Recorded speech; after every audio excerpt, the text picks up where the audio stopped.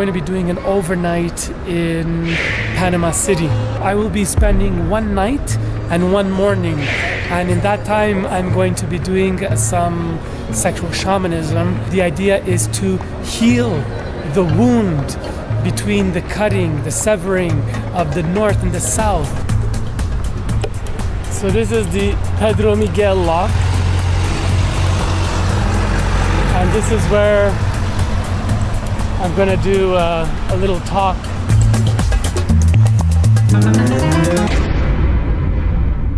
Tick tock, tick tock, tock, tick tock. 22,000 people died making this canal, and basically the United States took over this project, and they took over in 1903, and by 1914, what I read online was by August 15, 1914 was when it was officially opened. In 1977, Jimmy Carter signed a contract where they would give back the Panama Canal to the Panamanian people. It was only in 1999 that Panama took over the canal. Panama was colonized by the Spanish, then was part of Greater Colombia, so Spanish relinquished control over Panama and then gave the control to what they call Greater Colombia, which included Colombia, Panama, Ecuador, Venezuela, Bolivia. And so this became the Gran Colombia. And then the United States came and did this, and Panama basically got under the control of the United States until it has recently, like I said, 1999-2000, got complete sovereignty. But it's funny because I went and looked at what's the exchange rate in money between the United States dollar and the Panamanian balboa. And basically it's 1 for 1, and everybody uses dollars here. So that kind of tells you that, you know, United States has a huge influence over Panama. And you could tell by the infrastructures, the highways. Araminta asked me to do a prayer and be the acupuncture point for healing between the North and South America, to bring this together as one. There's a Native American prophecy. It's called the Eagle-Condor reunion. And basically the eagle represents North America and the mind, and the condor represents South America and the heart. And once upon a time, the Native Americans, the indigenous, they used to say that the eagle and condor used to fly in the skies together. And this is what was a time of peace and love and oneness and unity and alignment with the earth. And since the colonization of Europe into the Western Hemisphere and the Americas led to a split where the eagle was only in the north and the condor only in the south. And you could see the representation of this through the mind. The eagle represents the masculine, the mind, the driving force. And you could see that the eagle is the symbol of the United States of America. The South is represented by the condor, the feminine energy, the nurturance, land, nourishment. When I was thinking of this prophecy, we like to think that, you know, this is maybe true, that it has to do with something in the manifest world. But just like the idea of the return of the feminine, the fact that we are marrying, we're creating space for the feminine energies to come through, married with the masculine energies, in order to create oneness and wholeness in ourselves. I realize this prophecy is also linked to us individually, meaning that the eagle and the condor are actually within us. And we have to do the work to bring these energies together, the masculine and feminine, the eagle and condor within ourselves. How can we raise the heart energy? How can we bring value of our heart?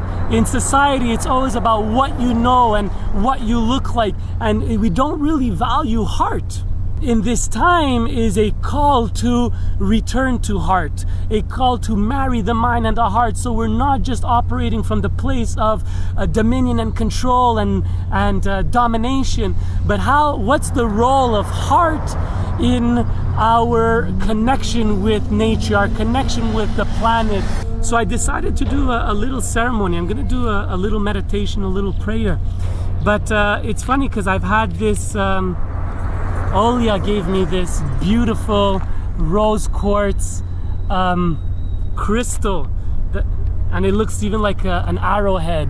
And if you know anything, if you heard me speak before, I speak about the work we're doing in sexual shamanism as the arrow or the arrowhead, that everybody, the sexual shamans around the world, are the energy of the arrowhead,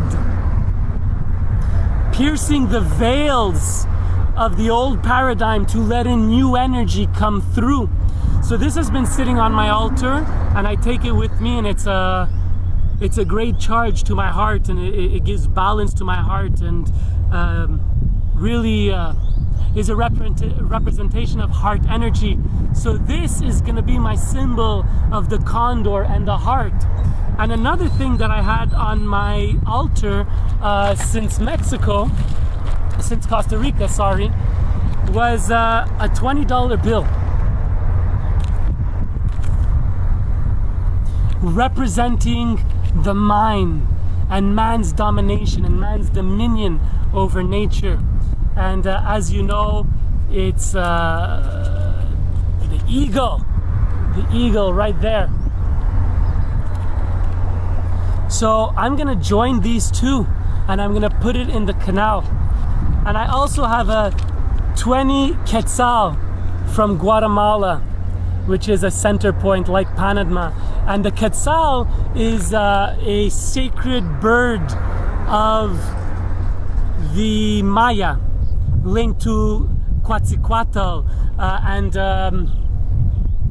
Chichen Itza, the warriors of the heart. So that's the quetzal, 20 quetzal. So I'm gonna join these three, and I'm going to pray on them and throw them in the lock just as a symbol of the union and the reconnection of the north and the south through ourselves. Just like we are, the heart is the union of spirit and animal, spirit and matter linked through us, the human bridge. We're gonna do that, the same thing with the crystal and the money, and put it in the Panama Canal to create some type of healing. May this act as a symbol of union.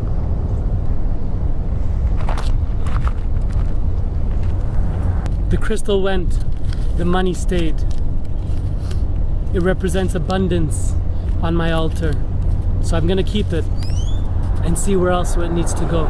Maybe I'll donate it to, I'll give it away to the people in Brazil, South America, where I'm headed next. Thank you for listening.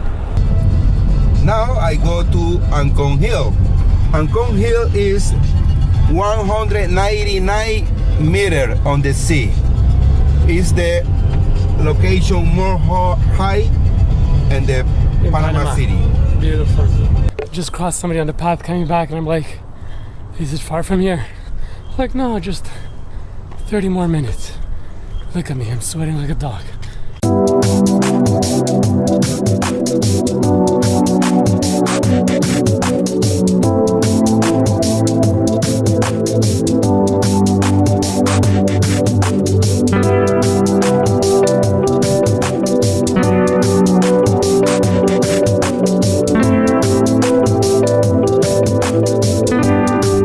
Panama.